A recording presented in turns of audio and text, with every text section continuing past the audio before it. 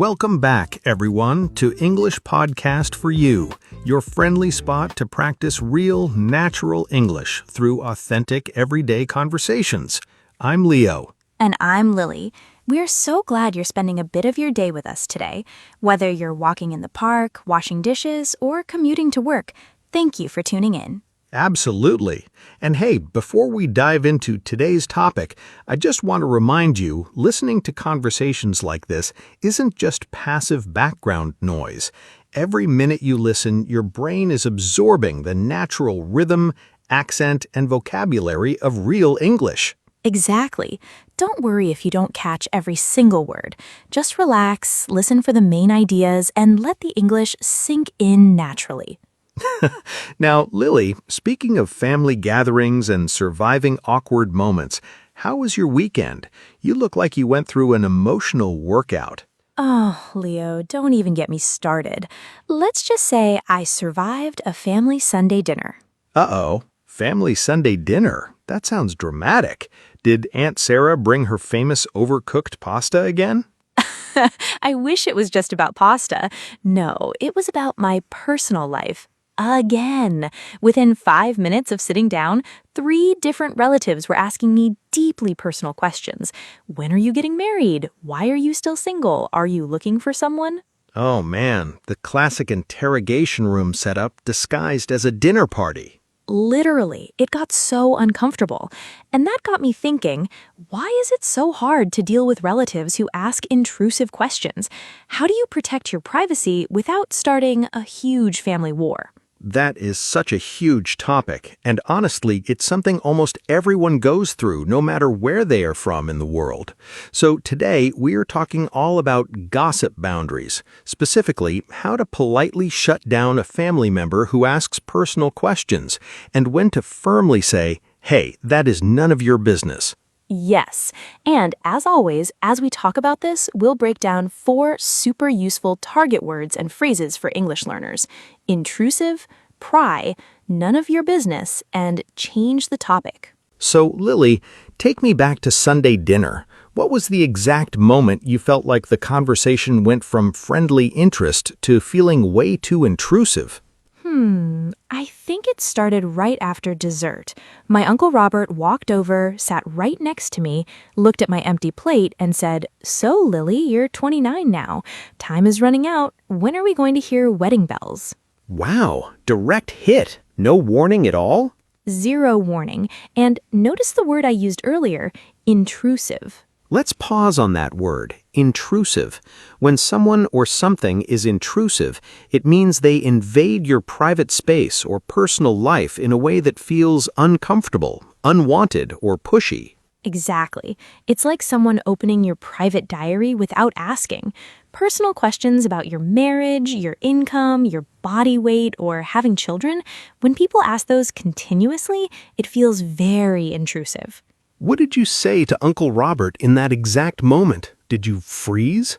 Oh, total panic. My hands actually started sweating.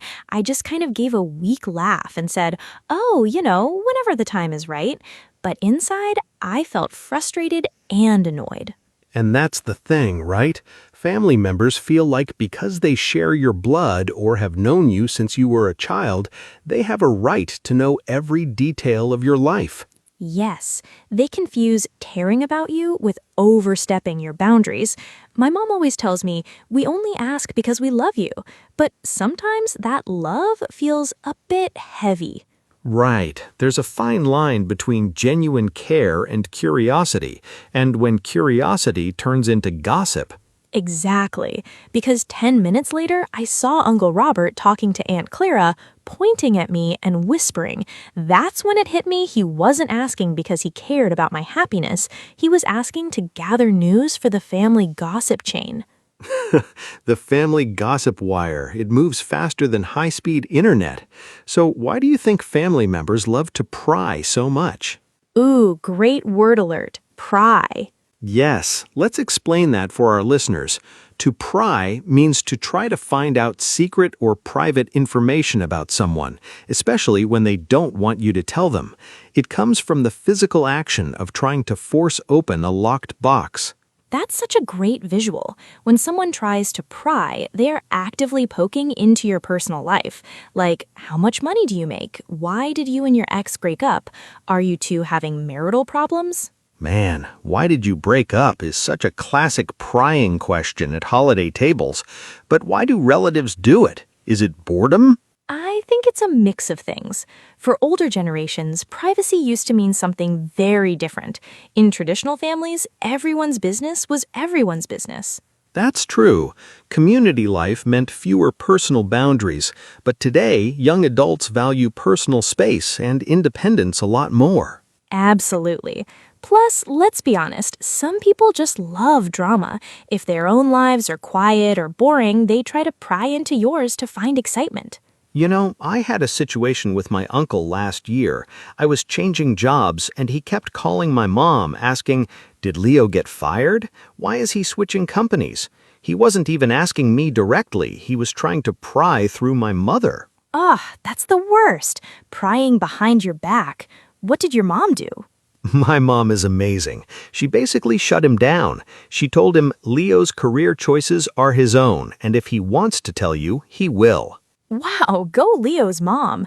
That is a masterclass in setting family boundaries. But you know, Leo, it raises a tough question. When someone is being super intrusive and trying to pry, your immediate emotional reaction is to react angrily, right? You just want to yell, "Stop! That is none of your business." Let me highlight that phrase for everyone listening. None of your business. It means something is private and does not concern the other person at all. Now, grammatically and naturally, it's a very common phrase, but culturally, if you say "it's none of your business" directly to an older family member in a loud voice, Boom! Explosion! Disaster! exactly. It sounds very sharp, aggressive, and rude in most English-speaking cultures unless you're in a serious confrontation. Right. It's like throwing a verbal grenade across the dinner table. Suddenly, you become the disrespectful child or the rude relative, and the original problem gets forgotten. Exactly. The focus shifts from their inappropriate question to your bad attitude. So how do you convey the meaning of "it's none of your business" without actually using those harsh words? That is the million-dollar question. You have to wrap the boundary in a soft, polite package. For example, instead of saying, "my marriage is none of your business," you can say, "we're really happy with where we are right now, and we prefer to keep those details private." Oh, that is smooth. We prefer to keep those details private. It's firm, but it's gentle. Yes. Or if someone asks about your salary or savings, instead of snapping, you can say, "Oh, I make enough to pay my bills and enjoy life. Thanks for asking, though." That's brilliant. It answers the question without giving any actual numbers or personal information. That brings us to our fourth key concept, how to change the topic like a pro. Yes, to change the topic means to redirect the conversation from an uncomfortable or private subject to something neutral or fun. Give me an example of how you do that seamlessly, Leo. Let's roleplay. Pretend I'm your intrusive uncle at dinner. Okay, go for it. So, Leo, I heard you and your partner bought a house. How much did that cost? Did your parents help you pay for it? Oh, house hunting in this market is definitely crazy. But speaking of houses, Aunt Clara, didn't you just renovate your garden last month? How did those roses turn out? Oh, wow. Look at that pivot. That was so smooth. You acknowledged the general context, housing market, and immediately flipped the spotlight back onto me. Proud. Thank you. Thank you. It's a real skill. People love talking about themselves. So if someone is trying to pry into your life, the best trick is to answer briefly and immediately ask them a question about their life, hobbies, or achievements. That is so wise. It deflects the pressure off you and gives them permission to speak about something they enjoy. But what if they don't take the hint? What if they push again? Ah, the persistent family member, the one who won't let go. Yes, like, no, don't change the subject. Answer me. What do you do then, Leo? Honestly, when someone refuses to let you change the topic, that's when you have to step up your boundary game without losing your temper. Really? Like what? Do you just walk away from the table? Walking away is definitely an option, but before doing that, you can use what I call the broken record technique. The broken record technique. What does that mean? A broken record is an old vinyl record that keeps repeating the exact same phrase over and over because it's scratched. So when a relative keeps prying, you just repeat your calm boundary in the exact same tone of voice using almost the exact same words. Oh, I see. So if Uncle Robert says, "Come on, Lily, tell me how much you make," I say, Like I said, Uncle Robert, I make enough to cover my bills and live comfortably. And if he asks again 30 seconds later, you repeat, like I said, I'm comfortable with my salary. No new information, no frustration in your voice. Oh, that is psychological magic, because when you don't give them new reactions or new details, the game becomes boring for them. Exactly. Gossip feeds on emotion and new details. If you take away the drama and keep your voice completely steady, they quickly run out of energy and move on to someone else. You know, it's funny how much anxiety we carry into these family gatherings. We spend days worrying about what personal questions people are going to ask us. It's true. We feel like we owe everyone a full explanation of our lives just because they asked. But realizing that your personal life is yours and that protecting your peace isn't rude is such a huge milestone in growing up. That hits so deep, Leo. Protecting your peace isn't rude. I think so many of our listeners need to hear that today, especially if they grew up in environments where setting a boundary was seen as disrespect. 100%. Growing up, we're taught to answer adults whenever they ask a question. So when we become adults ourselves, our brain automatically triggers that old habit. Oh, an older family member asked me a question, so I must answer it. Right, it's like an automatic reflex. You feel this intense guilt if you don't give a full, detailed report of your life. Exactly. But there's a massive difference between being polite and being completely transparent. You can be warm, respectful, and friendly without giving away key access to your emotional space. Yes, and speaking of emotional space, what about those situations where the intrusive question isn't just curiosity, but subtle judgment? Like when a relative asks, "Are you still working that same job?" or "Don't you think you should be settled down by now?" Oh, the classic backhanded question disguised as concern. That one stings because there's an underlying critique hidden inside it. It really does. It makes you feel defensive immediately. Your heart rate goes up and you want to start listing all your achievements just to prove them wrong. And that's the trap, Lily. The moment you start defending yourself or explaining your life choices, you've handed them control of the conversation. Wow, you're so right. Because by defending yourself, you're implicitly agreeing that your choices are up for debate. Exactly. If you say, well, actually, I'm waiting for a promotion next month because I worked really hard, you've just given them permission to evaluate your career. So, how do you handle that subtle judgment without falling into the defense trap? You use the acknowledge and agree technique, or what some people call agreeing with the reality, not the judgment. How does that work in practice? Okay, let's role play again. You play the judgmental ant, and I'll show you. Ask me about my career. So, Leo, you're still doing that podcast thing? Don't you think it's time to get a real stable job? Ouch. Okay, here's how I respond.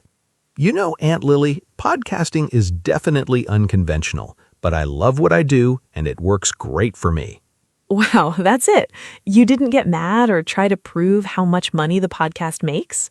Nope. I acknowledged that it's unconventional, which satisfies her point, and then stated my contentment.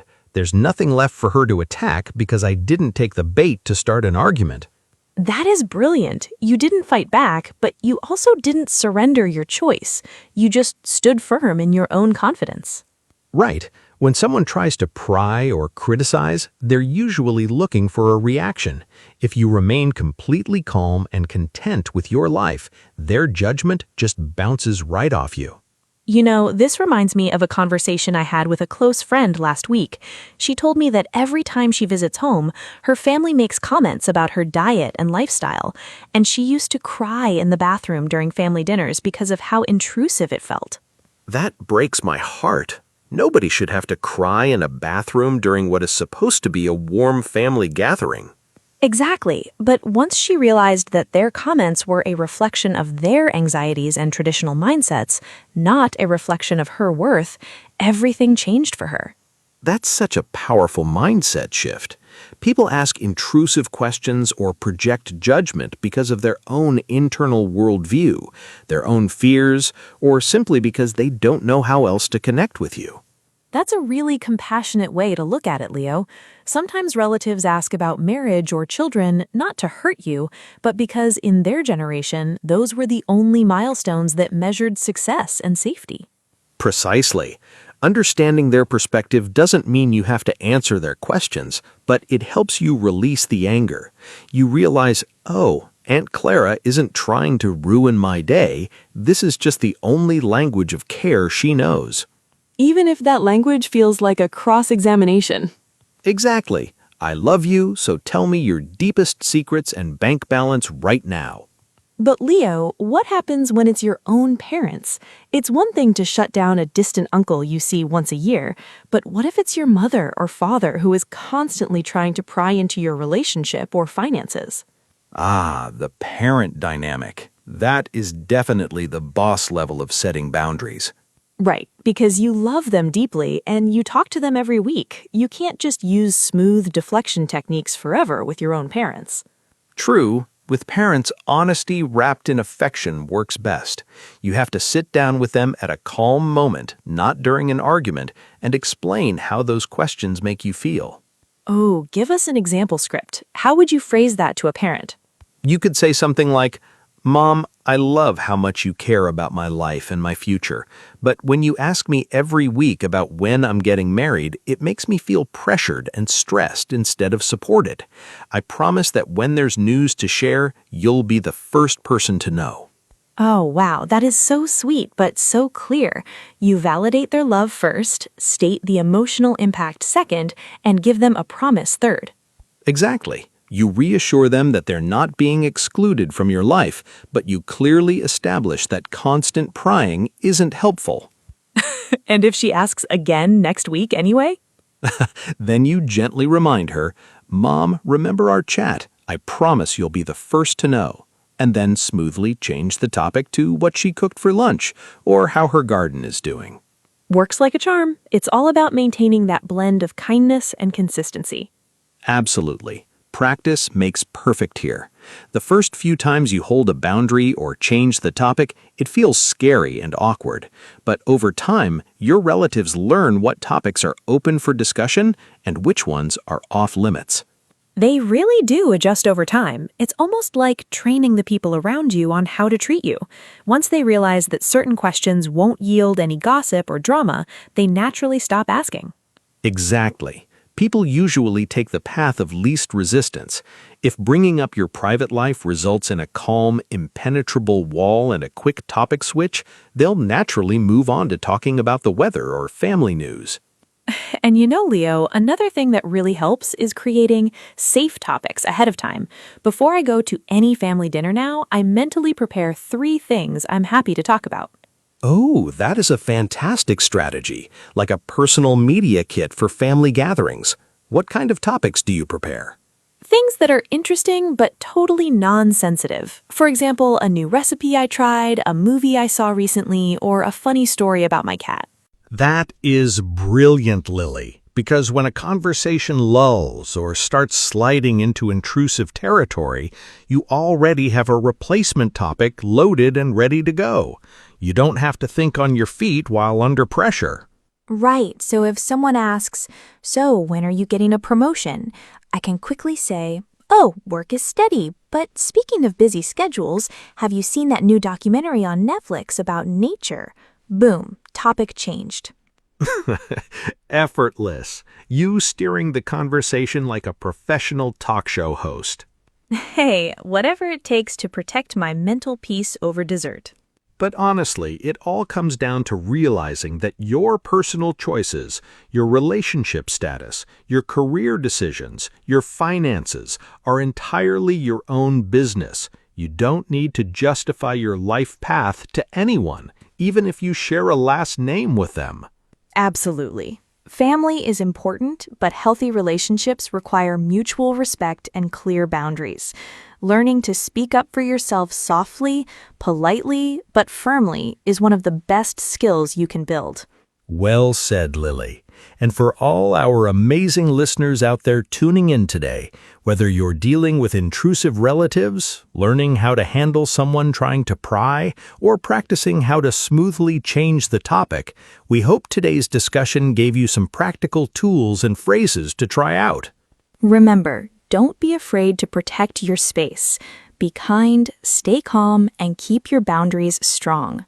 That's all for today's episode of English Podcast for You. Thank you so much for hanging out with us, listening, and practicing your English. If you enjoyed this conversation, don't forget to like, subscribe, and drop a comment below sharing how you politely shut down intrusive questions. We love reading your stories. Until next time, take care of your English and take care of yourselves. Bye, everyone. Bye. See you in the next episode.